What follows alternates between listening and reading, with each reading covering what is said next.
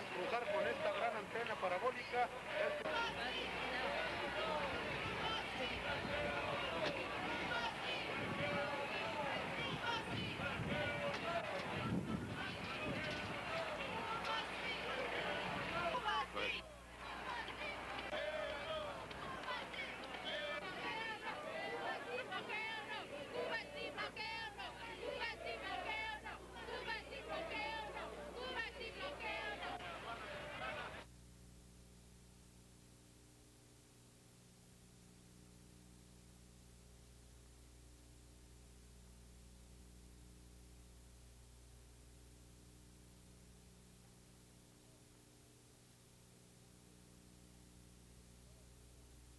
Well, I think the support for the passage of the striker replacement law is very strong, and my understanding is that they expect that will come up for a vote perhaps this spring in the United States Senate.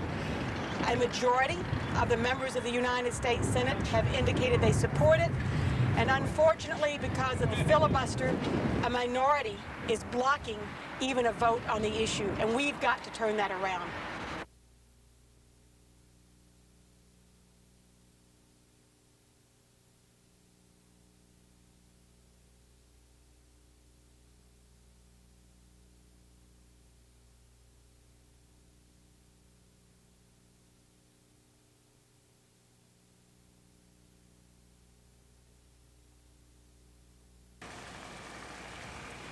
Closed since September 7th of last year, the Blatnick Bridge is getting a $30-some million facelift. What the bridge will offer the motorists are two 12-foot wide driving lanes on each side, an 8-foot wide shoulder on each side, and an inside shoulder on each side of 3 feet.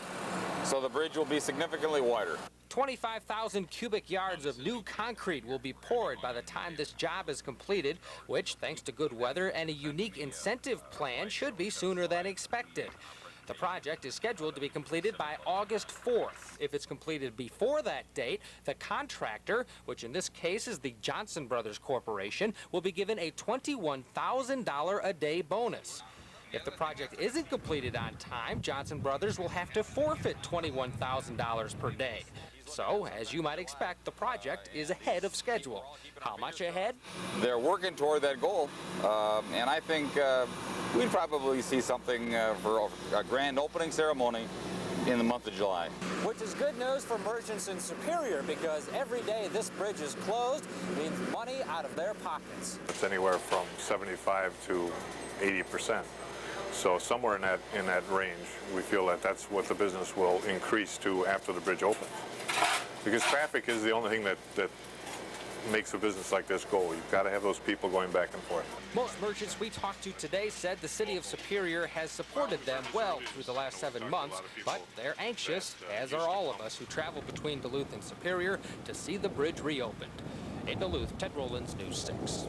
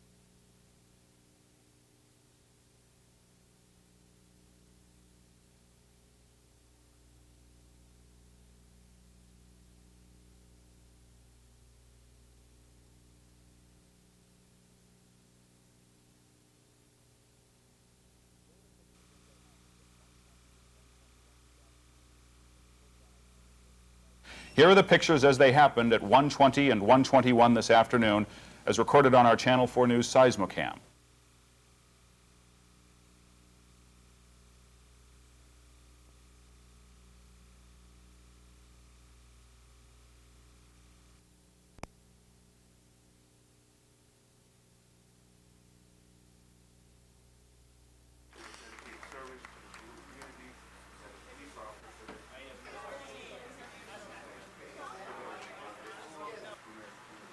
Congratulations.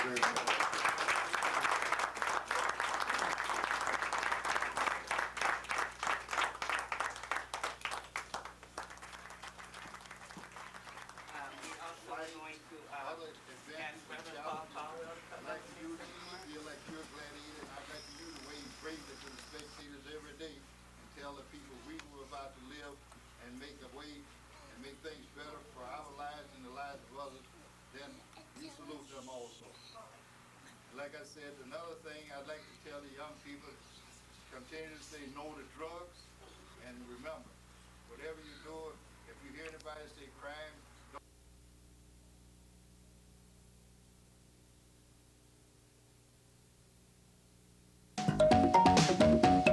Oscar didn't spring many surprises on Hollywood Monday night, but he did heap loads of praise on director Steven Spielberg. And the Oscar for the Best Picture of 1993 goes to Schindler's List. As expected, Spielberg's Holocaust epic Schindler's List took home the lion's share of Academy Awards. In all, the universally praised film earned 7 statuettes, including one for Best Director. That this came with this movie, to me, is the miracle. I'm so happy this happened with Schindler's List and not with anything else. The story of Oscar Schindler also won for Best Adapted Screenplay. The winner in the Best Actress race wasn't much of a surprise either. Holly Hunter. I feel really, really, really happy. I felt very happy before, but now I'm really, really happy.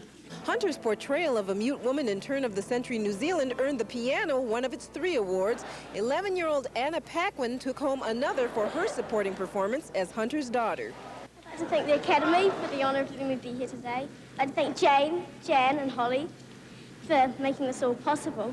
Tom Hanks accepted the Best Actor award with an emotional memorial to those who have died of AIDS. The streets of heaven are too crowded with angels. We know their names. They number 1,000 for each one of the red ribbons that we wear here tonight. Although the competition was fierce, Tommy Lee Jones topped the Best Supporting Actor category. He won for his portrayal of a determined federal agent in The Fugitive. That's all for the E! Entertainment Report. I'm Amy Powell.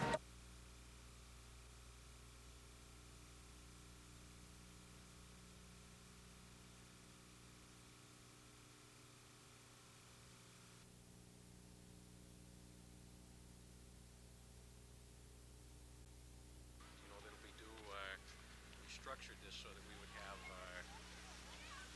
next year's fall to develop that revenue if we needed it. How much are those payments? Abundance, paint and things like that. If we won't just keep as big a staff on it. You know, the restructuring of the facility in the last period of years in terms of establishing adequately from that, there's no issue. I mean, we still intend to spend the money as we stated we were going to in a bond issue. How much was the total bond issue? We have to refresh my memory. So, it's a... Sunday's a slower day then. Yeah, Sundays are usually slower, but they pick up quite a bit on holiday weekends.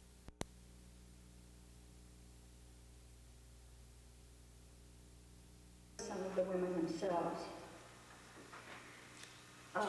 maybe closer to 50 now, he wrote, "There are no experts on crime education, and that is life in all its manifestations. I think when you talk about crime and crime reform and prison reform, the same thing is true. If you're talking about it honestly."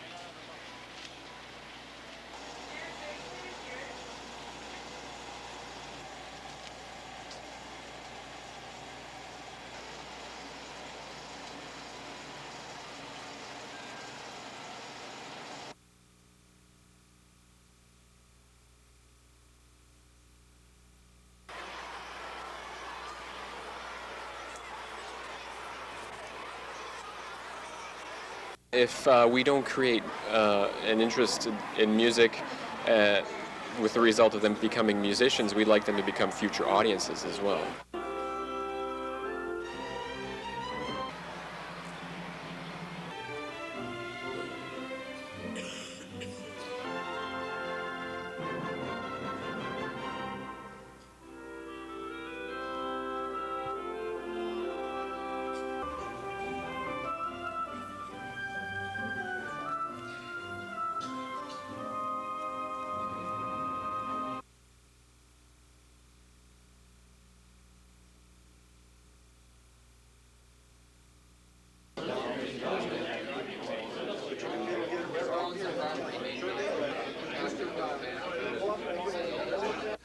Well, with the passage of the last Federal Transportation Act, the funding came under the new Intermodal Surface Transportation Efficiency Act. 10% of our state's highway dollars have to be spent on transportation enhancements like bicycle trails. So.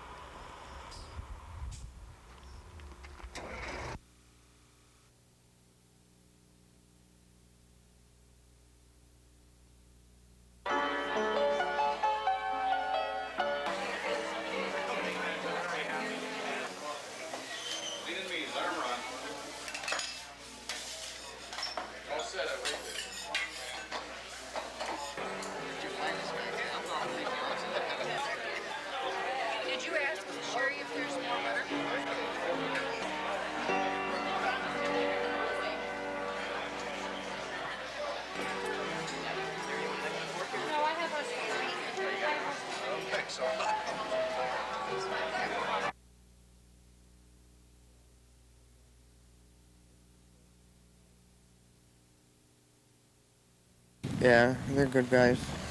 They shouldn't have died. Not at all. Never cause trouble at parties like this. Pat Shabitsky wasn't at last night's party, but he could have been. He's been to others like it and knew all three of the young men killed this morning. Pat lives in the Central Hillside neighborhood where the triple homicide took place. We're raising families here. So does Cully Peterson. He didn't know anyone involved, but he knows the house and the parties that have been taking place there and around his neighborhood for the past few years. Just a lot of carousing behavior, a lot of running out in the streets, a lot of crazy driving. I've seen them urinating in my backyard, for God's sake. Just real obnoxious stuff. This morning's tragedy had many residents of the Central Hillside area upset that something like this, a triple homicide, could happen so close to their homes. Lenora Lehman lives across the street from where the shootings took place. She says she's heard the parties before but never gave them much thought, until now.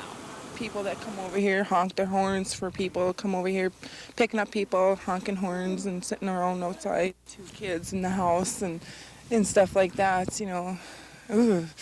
What I'd like to see is I'd like to see the parents involved with these kids and see what's going on. Although reaction to this morning's incident was varied on the outside, a common thread of shock and disbelief ran through all the residents who watched the bodies of 3 young men being brought out of their neighbor's home. It's stupid. It shouldn't happen. There's just a waste of 3 lives. In Duluth, Ted Rowlands, News 6.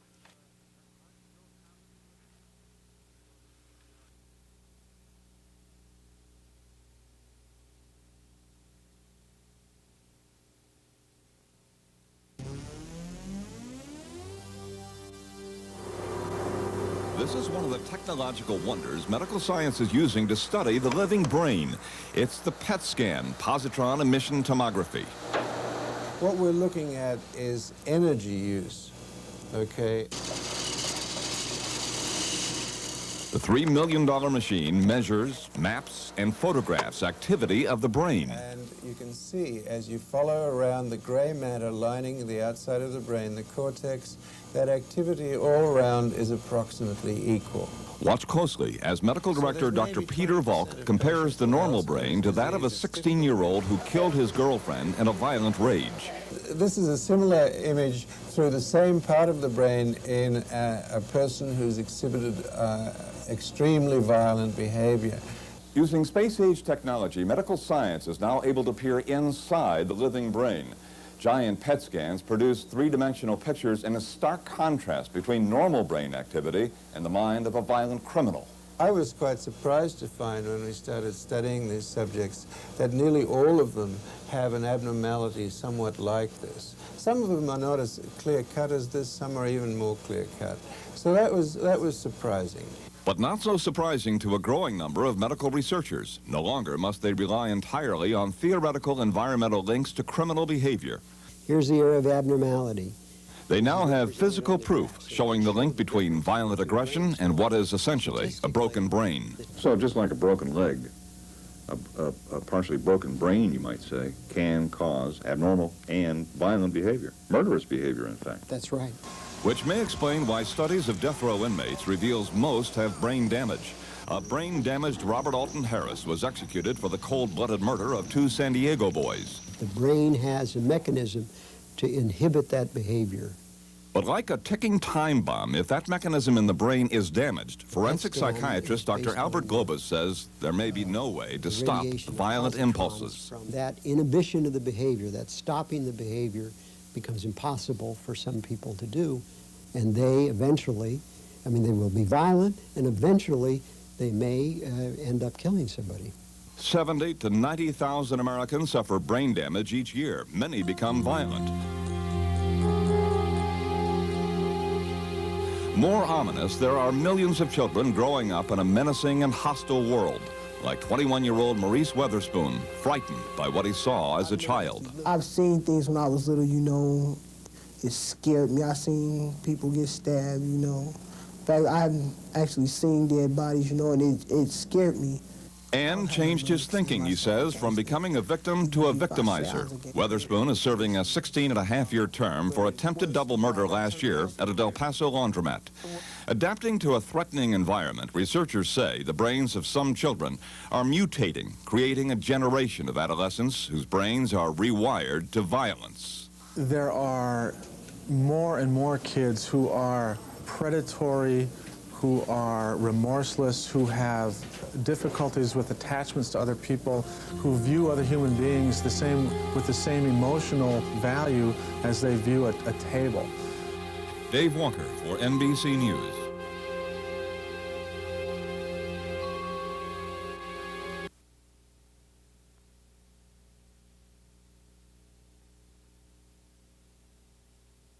Environment officials in Ontario claim they were forced to impose new restrictions on Americans taking fishing trips north of the border as a conservation measure.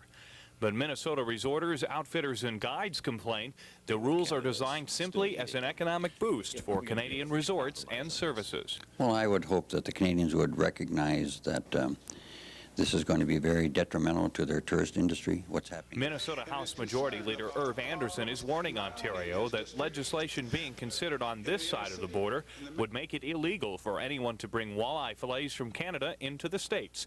Retaliation? Yes, but it could be effective. I think that the first thing that has to be done is some indication from them that they are willing to compromise and perhaps withdraw their onerous regulations. As proposed, Ontario's limits would be more severe for American fishermen who only cross the border to fish than those who stay overnight on the Canadian side. Minnesota Senator Bob Lassard is caught in the middle. He represents the International Falls area, but also owns a resort in Ontario. Right now, it's probably been the toughest issue that I've ever, a personal issue that I've ever been associated with, and going on, what, 20 years in the legislature? But I still think that that something can be accomplished, and I have to live with the consequences either way. A delegation of Minnesota and Ontario officials will meet tomorrow in the Twin Cities in an effort to resolve the dispute before the busy summer fishing season. In Duluth, Derek Hines, News 6.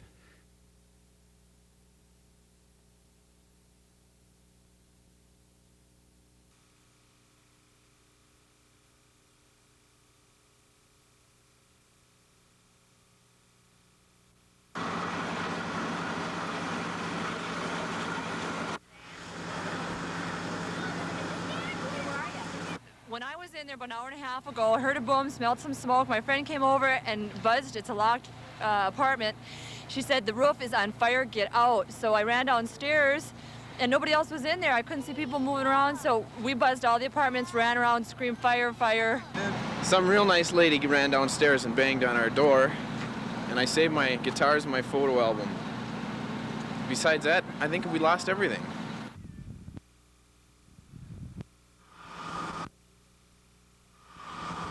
Well, we're trying to locate all the residents of the building here, and what we'll do is work with them, provide them temporary housing, food, clothing, whatever else they need.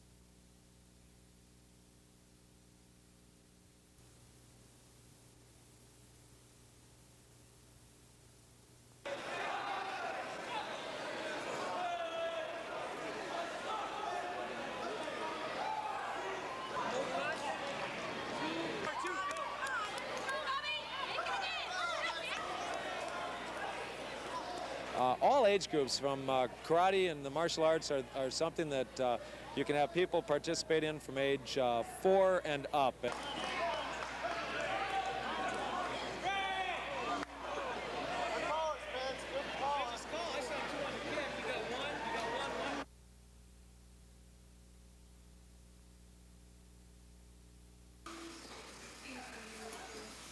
Say I'm on the bike traveling, okay?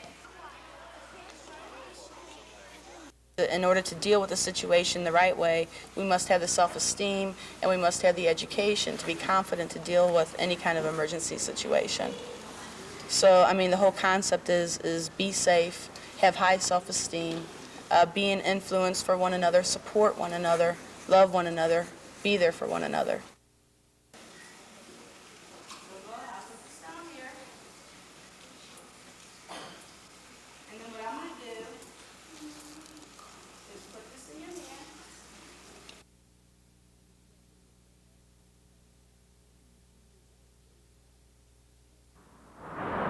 A new record was set last month in America. Maybe you've seen the results rolling by.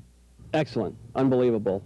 Truck dealers say March was the biggest sales month in history for vehicles classified as trucks. And guess who they say is buying most of them?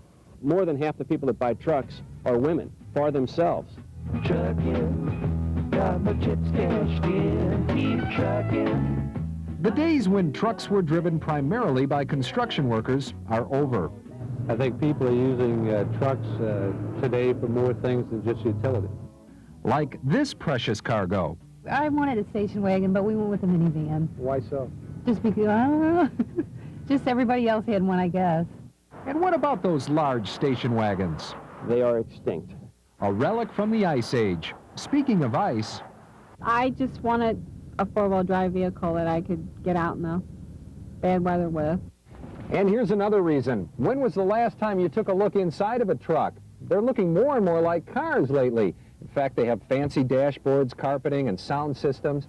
Even valets at fine restaurants report lately they're parking more trucks. 10 to 15 trucks a week. People come in tuxedos and dressed up in trucks. Yes.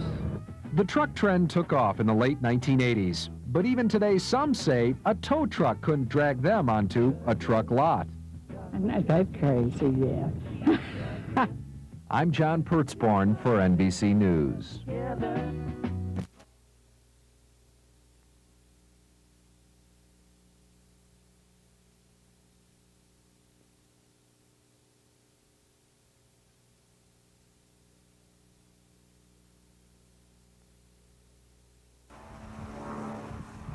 When I got a call from one of the persons on the fire that said that we had four of our units were on one side of the fire and they could not hold it, yes, I was worried at that point, yes. The forest fire that ripped through more than 200 acres near Iron River yesterday had a lot of people worried. Dry undergrowth and high winds kept 100 firefighters busy for hours battling the blaze.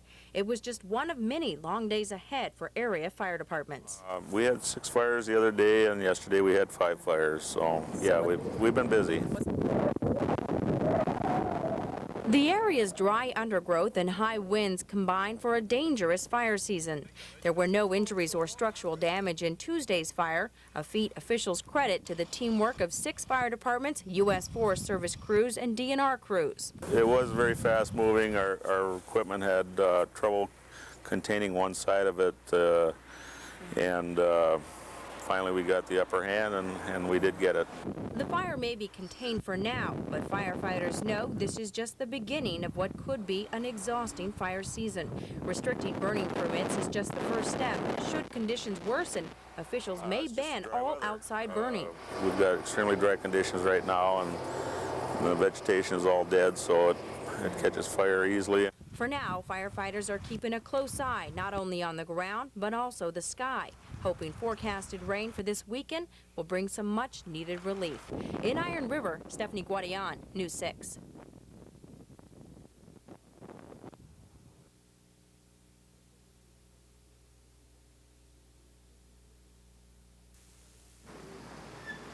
Family members remain here as Richard Nixon is in the intensive care unit, partially paralyzed and unable to speak after suffering a major stroke Monday night. While they are saying little, doctors are not optimistic. The primary medical problem is the swelling of the brain, a potentially deadly complication from the stroke. Neurologists say brain scans on other stroke patients show the problem. The dark portion represents the swelling. In a very large stroke, swelling can be extreme because the underlying injury is large, the dead tissue is large. And if there's enough swelling, it can push other parts of the brain over against the skull and cause further injury. Prior to his stroke, the former president remained active, only last month, visiting Russia, meeting with leaders and dissidents. Doctors say these are the critical hours for former President Nixon, but they will issue no more statements unless there is a significant change in his condition. Bruce Hall, NBC News, at New York Hospital.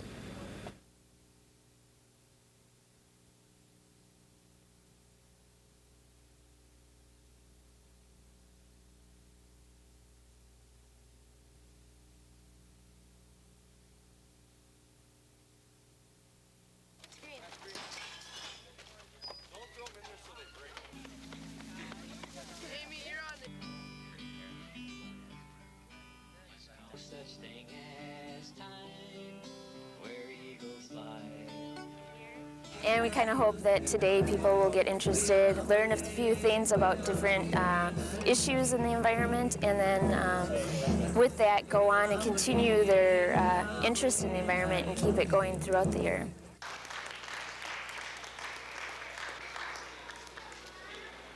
For the angels is to represent life in the circle of the clouds so that everything is connected.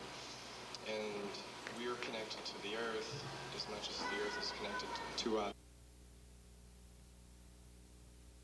Nixon, after his landslide re-election in 1970. He will be remembered as the man who made our voices rise in anger and our eyes cry. He made our hearts and souls lash out in hate while we embraced his courage. He was Watergate, the end of Vietnam, and the draft. He opened up political doors many thought were sealed shut. He was called Tricky Dick, as he told the nation he was not a crook. He was the only president to resign the highest office this nation can bestow. He died 4 days after suffering a stroke that left him in a deep coma. Bruce Hall has reaction to Richard Nixon's death. In death, Richard Nixon is finding that time is the great healer as he gains the respect that frequently eluded him during life. Thousands are flocking to the Nixon Library in Yorba Linda, California, leaving flowers, paying their respects. President Bill Clinton has ordered all flags flown at half-staff and called for a national day of mourning on Wednesday to pay homage to Mr. Nixon's memory. He was a statesman who sought to build a lasting structure of peace. Richard Nixon is being described as a man who roamed the world, a man who during his tumultuous political career was an astute visionary, always formal, frequently awkward, fiercely proud, and bedeviled by Watergate. I'm convinced after many long hours of discussions with him that he still, I think he went to his grave not knowing himself the full scope and complexity of the Watergate tragedy. The 81-year-old former president is being praised for his bold foreign policy initiatives. He accomplished what he set out to do, he accomplished what he promised to do, and he deserves to be honored for this. I hope President Nixon will be remembered as a fine foreign policy president. Mr. Nixon will lie in state at his library beginning Tuesday, and longtime friend, the Reverend Billy Graham, will officiate at the funeral on Wednesday. President Clinton, who will deliver the eulogy, says America owes a special debt to Richard Nixon. Bruce Hall, NBC News, New York.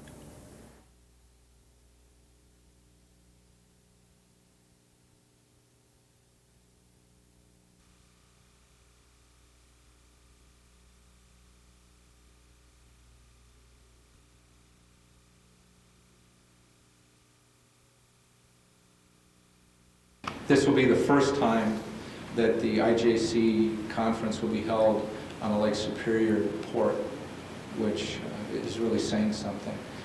It's always been in another host port from another Great Lake.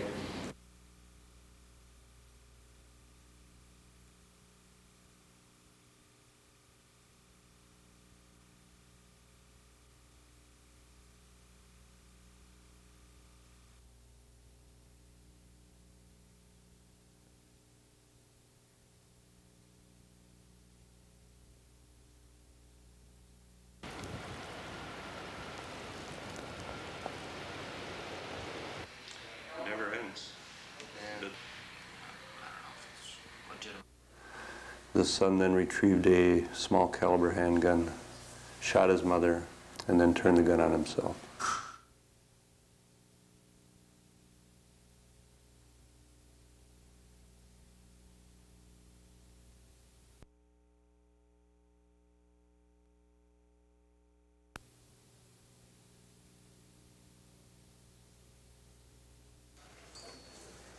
The White House invited 547 leaders of all the recognized tribes, or First Nations as Native Americans call them, for an unprecedented meeting.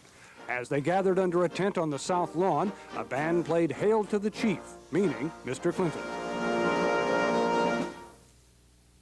Religious leaders blessed the occasion under a tent on the South Lawn with traditional tobacco and music. Mr. Clinton was presented with a feather, and the meeting got down to business. Real self-determination for all Native peoples is a policy which the United States has not yet embraced. The president issued an executive order establishing a new relationship between the federal government and the tribes, giving them the respect due as sovereign governments, much like states. Tribal leaders also want more federal help. We are in danger of losing our natural resources. Federal officials promised to work harder on the problems of Native America, but as one leader put it today, it is a new beginning. In Washington, Sandy Gilmore for News 6.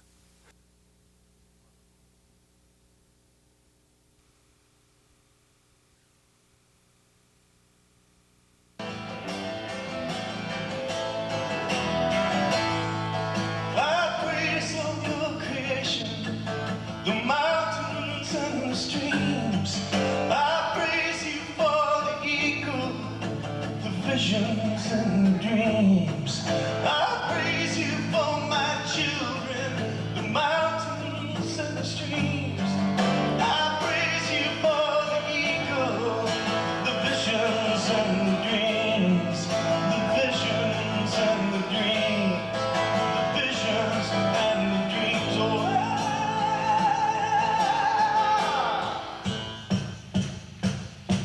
I just know.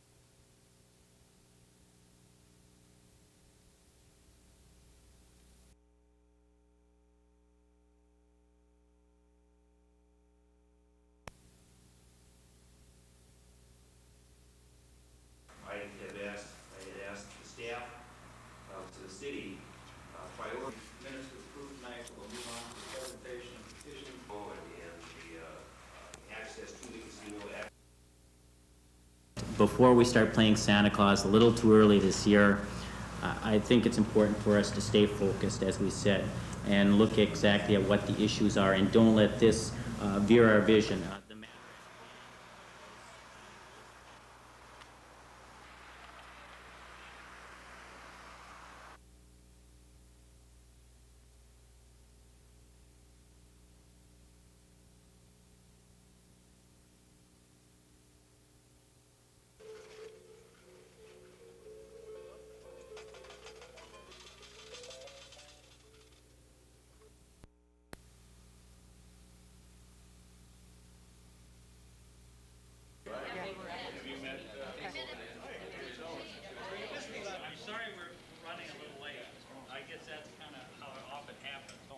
So they didn't want to be unduly restricted when they came to choosing the site, but they agree that the principal focus will be in the Hibbing area, and hopefully we find a good site there. If it's not the excellent site, then we'll have to move a little bit farther out. But we feel pretty confident that we'll find a good site in that corridor.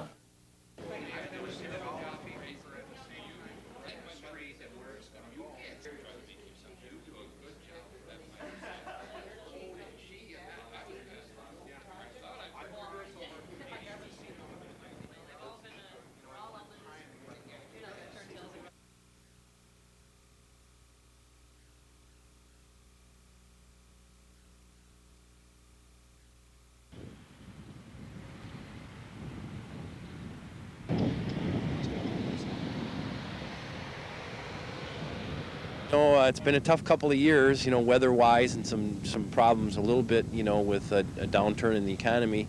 And based on our inquiries for information, we think we're going to have a real good year.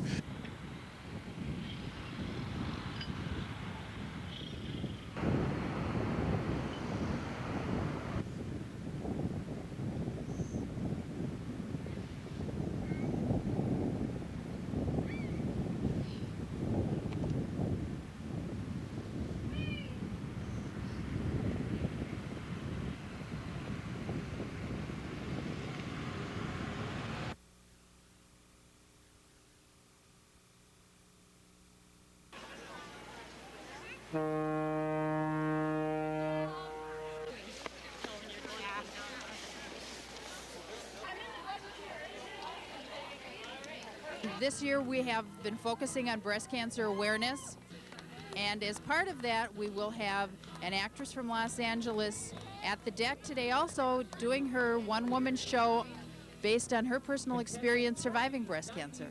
And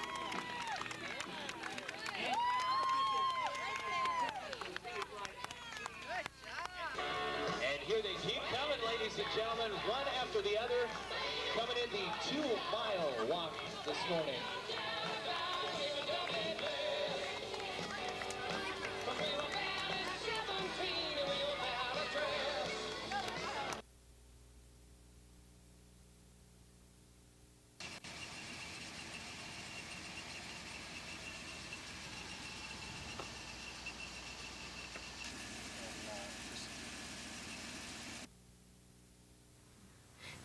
Can jealousy be a dangerous emotion? Oh, very dangerous. It's like a poison that infests the system.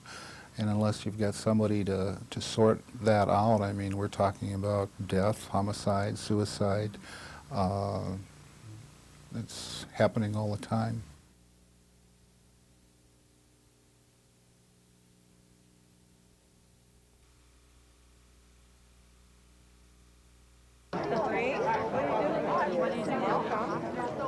Happy Mother's Day. Get the dealer over the head with one of the things that stick. Thank you. That's why they... Would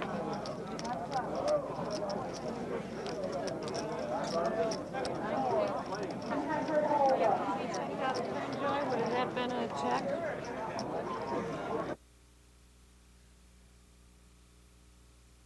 In terms, but I'm an electrician by trade, but the people of northern Wisconsin, and try to make this as John Q. voter, is that I believe in part because of my hard work and dedication.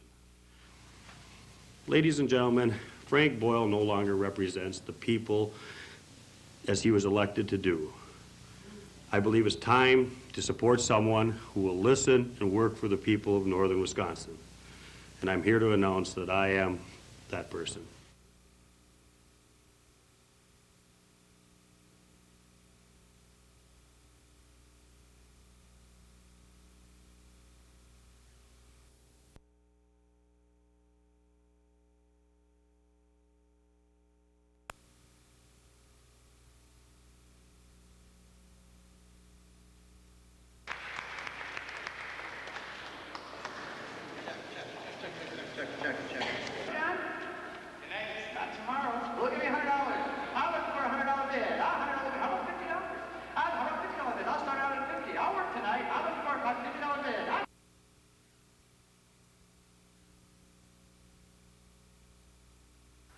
I guess just the, yes ma'am, please identify your audit of that, and also just, it's a state law.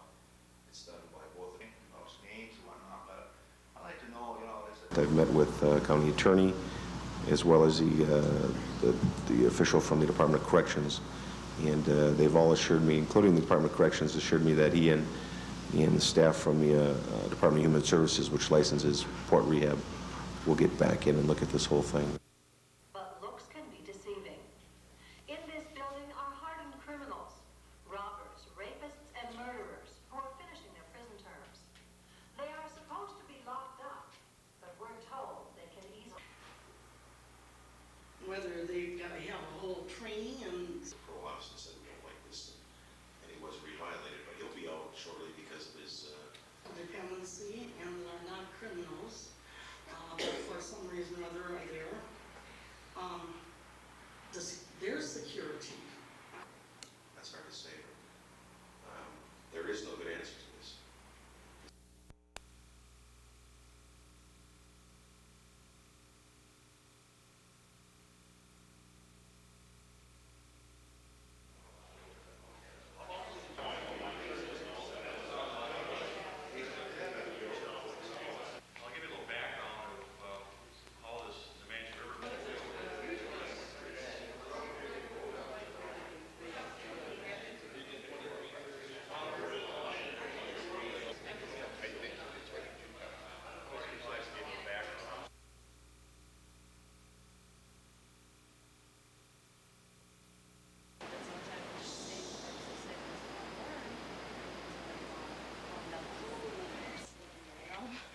So to speak. So they... It went around and around. He sloshed the water. It's very, very cold. Doesn't it feel good? They think that they're not letting this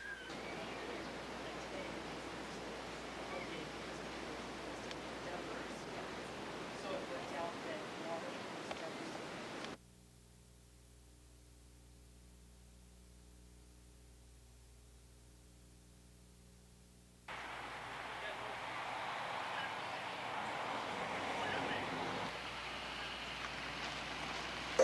in the Northland, history at the University of Wisconsin, and above all, a gentleman. He now stands before you at the close of that career to say goodbye. Ave Aquae Vitae.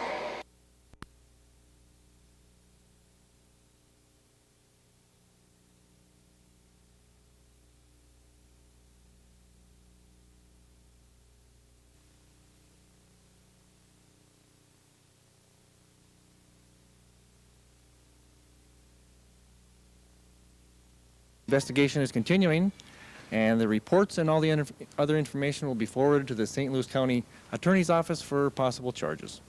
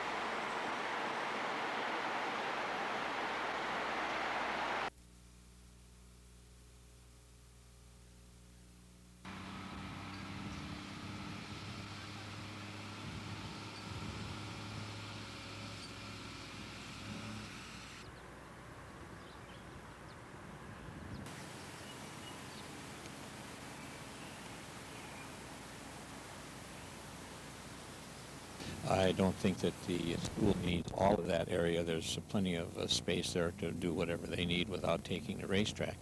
And I think cost would be a factor too. I don't think people realize that to build a quality racetrack that we have here would probably cost $12 million or better.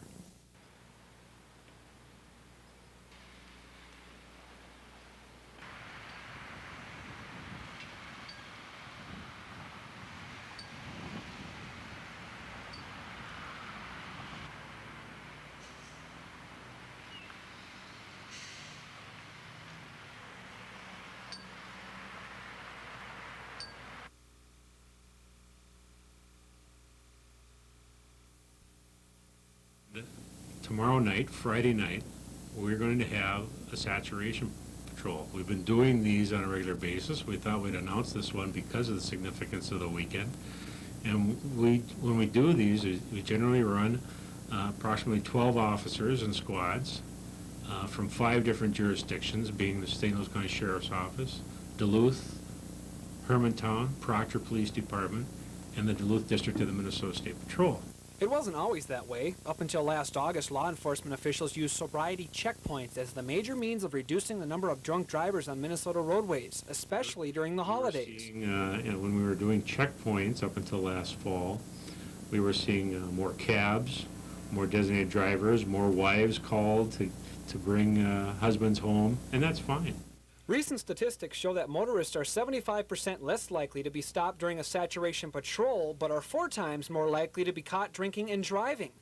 However, officials fear that voluntary compliance during saturation patrols is far less than that of sobriety checkpoints. For now, officials are using a wait-and-see attitude. And so what we're waiting for now is a Supreme Court decision to come down. We expect that to come down early this summer, and then we're hoping at least, and we expect that we'll be able to do those again. So motorists, beware. The chance of being pulled over through a saturation patrol is far less than that of a sobriety checkpoint. But if you've been drinking and driving, the chance of being caught is far greater. In Duluth, John Jetta, News 6.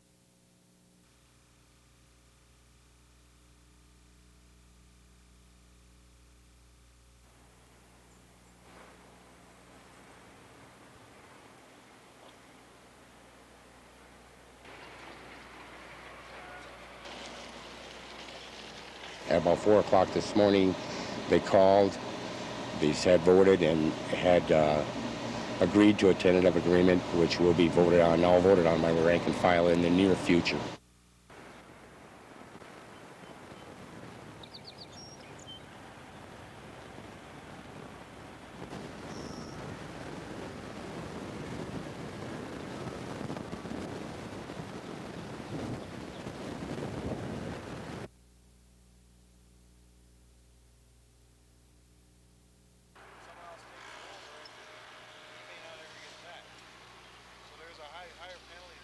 On the whole team, because then you lose that person for however, like usually 2 weeks for the first time they. How are you guys like doing home? We have adults from Danfeld and from Morgan Park that are here just facilitating the conference, making sure everything is going smoothly. The kids are running team groups to get the kids more familiar, to help them break down barriers, meet new people. So the focus is just really to help them with their transition into high school next year.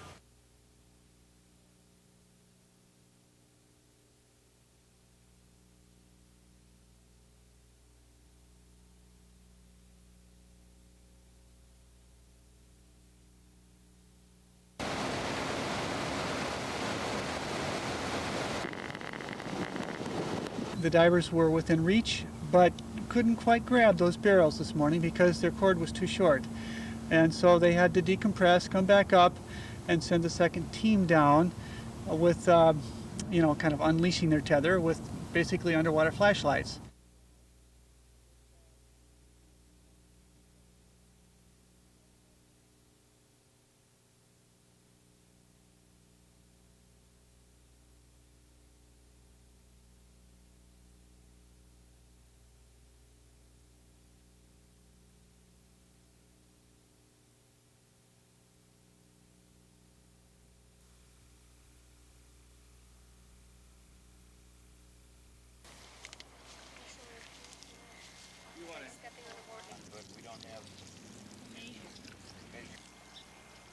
That's one thing about those cardboard Plants. You can get this cardboard wet. Yeah, don't worry about the cardboard, guys. Cucumbers, beets, carrots, squash, and broccoli. That's probably a good precaution. I did it anyway, but I still got water in the truck. I had one open bucket. Oh. So, she saw it already. I think I'll live. Well,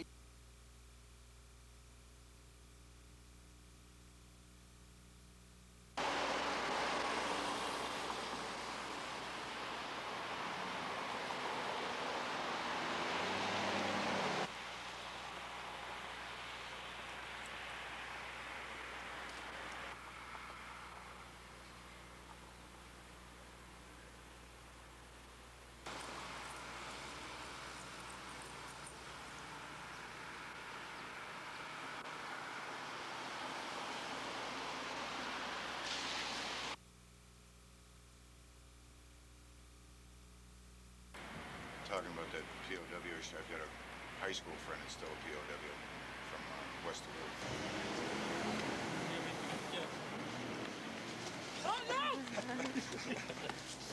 Duluth. We were brainstorming about how to finish the museum for the veterans, and happened that there was a radio ad that we heard at the same time about Grandma's Marathon, and I just said, I'm going to do it. The furthest I've ever run is from the couch to the refrigerator to get a cold beer and a pizza. But I'm gonna do it. I'm gonna finish. If I have to crawl, I'm gonna finish.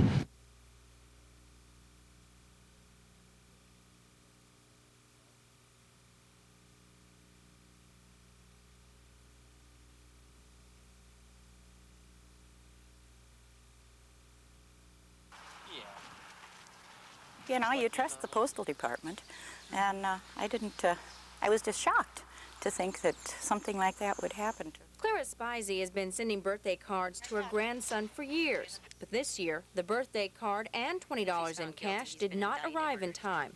In fact, it didn't arrive at all. Clarissa is just one of a number of Northlanders whose mail was stolen.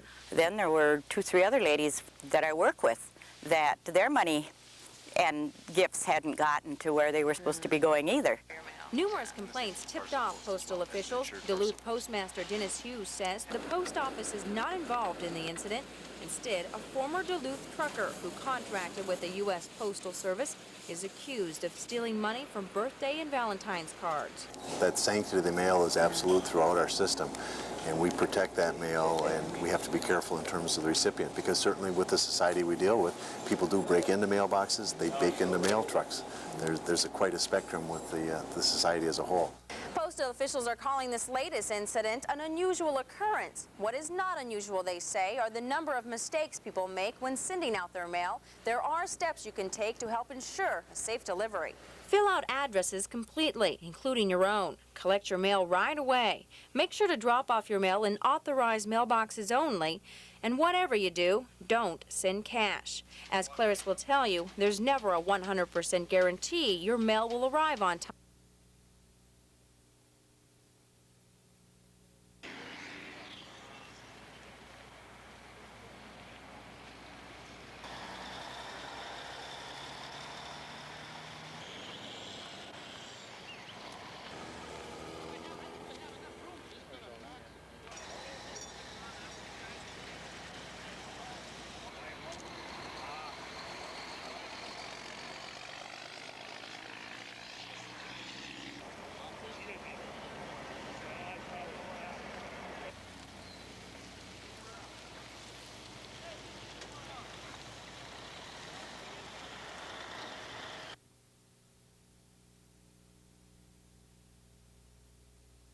Head Start program.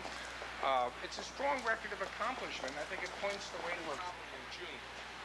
And I think that's healthy because ultimately the people are the ones who should be part of it. I want them to appreciate the fact that they do have an obligation to be representative of the broad will of Minnesotans. And as you indicate, the polls show that we have that support. Minnesota, and so I tell them, it's the power of the grassroots, people want change. Where do you think that comes from? Well, where it comes from, you know, this early in the year, the polls favor the incumbent. This early in the year, the polls are mostly name ID, and that's all it is. But as